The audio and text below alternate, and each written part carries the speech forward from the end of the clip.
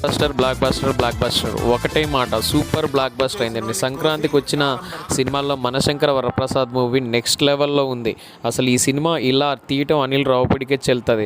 అన్ని క్రింజ్ సినిమాలు తీసిన అనిల్ రావుపూడి మనశంకర వరప్రసాద్ని మాత్రం చిరంజీవిని ఏ విధంగా చూపిస్తే మాస్ ఆడియన్స్ కనెక్ట్ అవుతారు, ఎలా ఫ్యామిలీ ఆడియన్స్ కనెక్ట్ అవుతారు, ఎలా థ్రిల్లర్ మూవీ అండ్ ఇందులో అన్ని విషయాలు మేళవించి ఉందండి. నెక్స్ట్ లెవెల్లో ఉంది. అమెరికాలో చూసిన వాళ్ళందరూ కూడా ఒకటే చెప్తున్నారు, block buster next level super.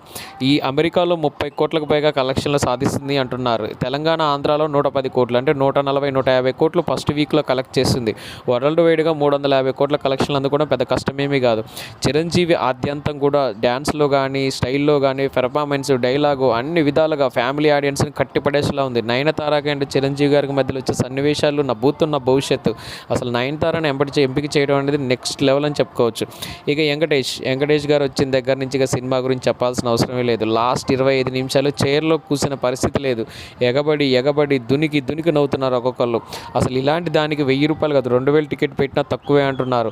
Anil రావుపూడిని గుర్తు చేసుకుంటూ మనశంకర వరప్రసాద్ మూవీ అసలు కరెక్ట్గా తీశారని, పోయిన సంవత్సరం సంక్రాంతికి వస్తున్నాం కంటే డబుల్ రేంజ్లో ఉందని, అసలు ఆ సినిమాకి ఈ సినిమాకి పొంతనే లేదని, వెంకటేష్ని కూడా ఇంట్రడ్యూస్ చేయడం మామూలు విషయం కాదని, కామెడీ లెవెల్స్ తగ్గకుండా చిరంజీవిని ఇలా చూపిస్తారనుకోలేదని ఫ్యామిలీ ఆడియన్స్ అందరూ కూడా వాపోతున్నారు. అనిల్ రావుపూడికి వచ్చిన ఒక్కటే మైనస్ అండి ఇందులో. ఎక్కడ అంటే లాస్ట్ 20 మినిట్స్లో క్లైమాక్స్ అనేది